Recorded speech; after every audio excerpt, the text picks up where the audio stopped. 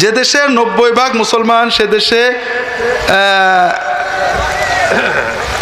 সরকার নাকি লেখা শাস্ত্রে যদি মূর্তি পূজা করে, মূর্তি বানায়, বিভিন্ন জায়গায় মূর্তি প্রতিষ্ঠা করে, শিকাশি যন্ত্র প্রতিষ্ঠা করে, সরাসরি আগুন পূজা করে, কবর পূজা করে, ওই সকল গোষ্ঠী আমাদের জন্য সংবিধান রচনা করেছে। তাতে লেখা আছে প্রজাতন্ত্রের সার্বভৌমত্বের মালিক জনগণ ও জনগণের ক্ষমতার উৎস। এমন অবস্থায় আমাদের করণীয় কি?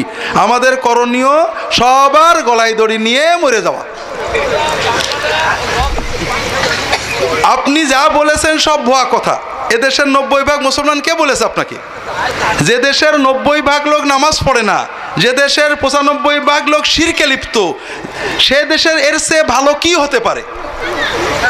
আমাকে একজন বলছে আপনার আবেগের নাম ইসলাম না।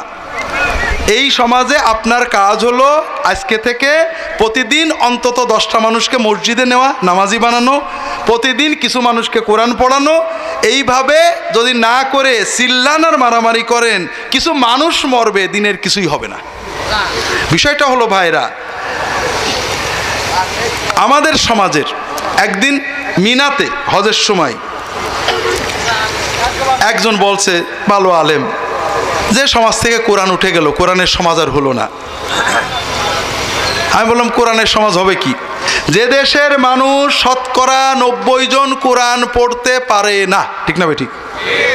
যে দেশের শতকরা 99.9999999 জন কোরআনের অর্থ বোঝে না, ঠিক না বেঠিক? সেই দেশে কোরআনের সমাজ আসবে। এই কথা যে বলে, তার কি পাবনায় জায়গা হবে না আপনাদের 5 মাইলে জায়গা হবে? পাবনা। এখন উনি বলছেন তাহলে তো আর কোনো দিনই হবে না। তার মানে আপনি শর্টকাট চান। কিভাবে হবে? মানুষদেরকে কোরআন পড়াবেন না, কোরআন বোঝাবেন না, কোরআনের জন্য কান্না শিখাবেন না, কোরআনের জন্য তার হৃদয় তড়ফড় করবে না, কোরআনের হুকুমে ফজরের নামাজ জামাতে পড়বে না, কোরআনের হুকুমে তার স্ত্রীকে পর্দা করাবে না, কোরআনের হুকুমে হালাল উপার্জন শিখবে না, কোরআনের হুকুমে দুর্নীতি বন্ধ করবে না। যে সমাজের 99 জন লোক হারামে লিপ্ত, কোরআন বিরোধিতায় লিপ্ত, আপনি কোরআনের সমাজ করবেন শুধু ঢালাও গল্প দিয়ে আর মানুষের কাছে ভোট নিয়ে? কে বলেছে আপনাকে? না, এটা পথ না।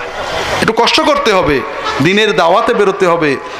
এই সমাজে আমি যখন বাংলাদেশের বর্তমান সংবিধানে বিসমিল্লাহির রহমানির রহিম আছে, তাই না? আবার গণতন্ত্র, সমাজতন্ত্র, ধর্ম আছে না? আছে না? নেই? আমাকে একজন বলল, ভাই এতদিনে একটা অরিজিনাল বাংলাদেশি ইসলামী সংবিধান পাওয়া গেছে। কেন ভাই? বলে দেখেন, আমরা যখন চট্টগ্রামতে গাড়িতে উঠি তখন কোরআন শরীফ চালাই। দেখছেন, প্রথমে উঠেই কি চালাই? কোরআন শরীফ চালাবে, সূরা ইয়াসিন চালাবে। কেউ যদি বিরোধিতা করে গাড়িতে নামাই দেবে। এরপরে গান চালাই।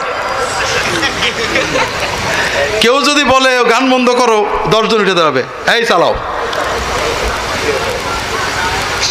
এইটা হলো বাংলাদেশের ইসলাম। এই যে 90% ইসলাম লেগেছেন না, এই 90% এইরকম। এদেশে ঠিক এইরকম সংবিধানই থাকবে যতদিন না আপনার মতের 90% বানাবেন।